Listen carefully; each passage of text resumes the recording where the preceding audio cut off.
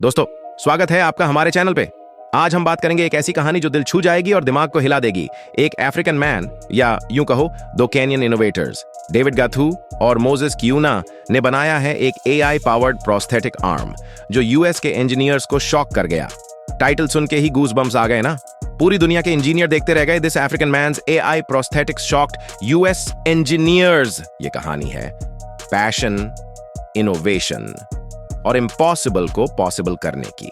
चलो डाइव करते हैं इस इंस्पायरिंग स्टोरी में ताकि हर इंडियन दिल से कनेक्ट करे। लेकिन वीडियो में आगे बढ़ने से पहले हमारी आपसे रिक्वेस्ट है कि अगर आप हमारे चैनल पर पहली बार आए तो प्लीज इसे सब्सक्राइब जरूर कर लीजिएगा और वीडियो पसंद आए तो उसे लाइक करना मत भूलिएगा। भाई, हम इंडियंस जब बात करते हैं इनोवेशन की तो दिल से दिल तक बात जाती है, चाहे वो जुगाड़ डीएच हो या आईएसआरओ का चंद्रयान। हम जानते हैं कम रिसोर्सेज में भी बड़ा धमाका कैसे करना है।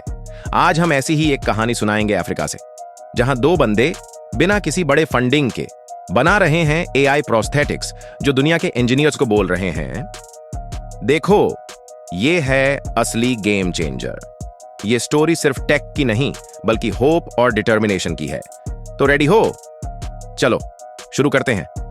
कौन हैं ये केनियन इनोवेटर्स? डेविड गाथू और मोजेस कियूना दोनों स्वशिक्षित इंजीनियर हैं केन्या से।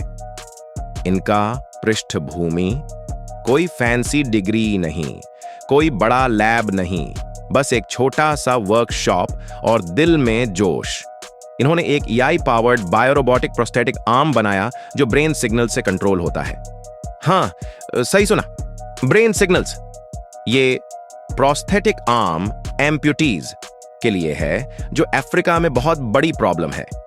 एक रिपोर्ट के मुताबिक 2017 में अफ्रीका में 16 मिलियन एम्प्यूटीज यानी अपंग थे और अफोर्डेबल प्रोस्थेटिक्स तक उनकी पहुंच नहीं। डेविड और मोजेस का मिशन है ये गैप खत्म करना, और वो भी बजट में। तकनीकी क्या है? अब थोड़ा टेक्निकल हो जाते हैं। ये प्रोस्थेटिक आर्म मायो इलेक्ट्रिक टेक्नोलॉजी यूज करता है, मतलब ये मसल्स या ब्रेन के इलेक्ट्रिकल सिग्नल्स को पढ़कर आर्म को मूव करता है। सोचो, अगर कोई अपना हाथ खो देता है तो ये डिवाइस उनके दिमाग के सिग्नल्स को समझ के हाथ की मूवमेंट करता है, जैसे खाना उठाना, पेन पकड़ना या हाथ हिलाना। इसमें एआई का रोल है सिग्नल्स को एक्यूरेटली इंटरप्रेट करना ताकि मूवमेंट नेचुरल लगे। और सबसे बड़ी बात, ये महंगे नहीं है। नॉर्मल प्रोस्थेटिक्स जो $10,000 से $50,000 तक जाते हैं, उसके मुकाबले ये बहुत सस्ता है ताकि अफ्रीका के लोग इसे अफोर्ड कर सकें। लेकिन ये मायो इलेक्ट्रिक सिस्टम काम कैसे करता है? बेसिकली जब हम अपने मसल्स या ब्रेन से कोई एक्शन सोचते हैं तो छोटे छोटे इलेक्ट्रिकल सिग्नल्स जनरेट होते हैं। ये प्रोस्थेटिक आर्म में सेंसर्स होते हैं जो इन सिग्नल्स को कैप्चर करते हैं। फिर एआई एल्गोरिदम्स इन सिग्नल्स को प्रोसेस करके डिसाइड करते हैं कि कौन सा एक्शन परफॉर्म करना है, जैसे फिस्ट बंद करना या फिंगर्स खोलना। ये टेक्नोलॉजी इतनी एडवांस्ड है कि यूजर को लगता है जैसे ये उनका रियल हैंड ही है। लेकिन इसमें चैलेंज भी है, सिग्नल्स को एक्यूरेटली पढ़ना और नॉइज जैसे बॉडी के रैंडम सिग्नल्स को फिल्टर करना। डेविड और मोजेस ने इस प्रॉब्लम को सॉल्व करने के लिए लो कॉस्ट एआई मॉडल्स बनाए जो कॉस्टली हार्डवेयर के बिना काम करते हैं। अब अफोर्डेबिलिटी का राज क्या है? नॉर्मल प्रोस्थेटिक्स में एक्सपेंसिव मटेरियल्स और प्रोप्राइटरी सॉफ्टवेयर यूज होते हैं जो कॉस्ट बढ़ा देते हैं। लेकिन डेविड और मोजेस ने लोकली सोर्स्ड कंपोनेंट्स और ओपन सोर्स एआई फ्रेमवर्क्स का यूज किया। इससे न सिर्फ कॉस्ट कम हुआ बल्कि डिवाइस को अफ्रीका के हार्श कंडीशंस जैसे डस्ट, हीट और लिमिटेड इलेक्ट्रिसिटी के लिए भी ड्यूरेबल बनाया। प्लस इसका डिजाइन मॉड्यूलर है, मतलब पार्ट्स को इजीली रिप्लेस या रिपेयर किया जा सकता है। ये अप्रोच इंडिया के स्टार्टअप्स के लिए भी इंस्पिरेशन है, जहां हम भी लो कॉस्ट सॉल्यूशंस के लिए लोकली अवेलेबल रिसोर्सेज यूज करते हैं।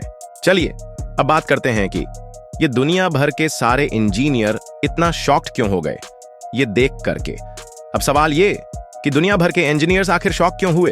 एक तो ये दो बंदे बिना फंडिंग, बिना बड़े सेटअप के ऐसा डिवाइस बना रहे हैं जो कटिंग एज टेक यूज करता है। दूसरा, इसकी अफोर्डेबिलिटी। वर्ल्ड में प्रोस्थेटिक्स इतने कॉस्टली हैं कि मिडिल क्लास लोग भी सोचते हैं 2 बार। लेकिन डेविड और मोजेस का फोकस है लो कॉस्ट सॉल्यूशन, जो अफ्रीका के लोकल चैलेंजेस को एड्रेस करता है। ये बात साथ ही दुनिया के इंजीनियर्स के लिए एक वेकअप कॉल थी कि इनोवेशन कहीं भी हो सकता है, चाहे रिसोर्सेज कम हो। एक यूट्यूब वीडियो में दावा किया गया कि ये आविष्कार विकलांगता को अलविदा बोलता है और ये बात दिल को छू गई। देखा जाए दोस्तों, तो हम इंडियंस दो के लिए भी ये स्टोरी बहुत ज्यादा मायने रखती है। ये स्टोरी हम इंडियंस के लिए क्यों मैटर करती है? क्योंकि हम भी वही स्पिरिट रखते हैं। सोचो, इंडिया में भी रूरल एरियाज में मेडिकल फैसिलिटीज कम है, एम्प्यूटीज के लिए हाई एंड प्रोस्थेटिक्स अफोर्ड करना मुश्किल है।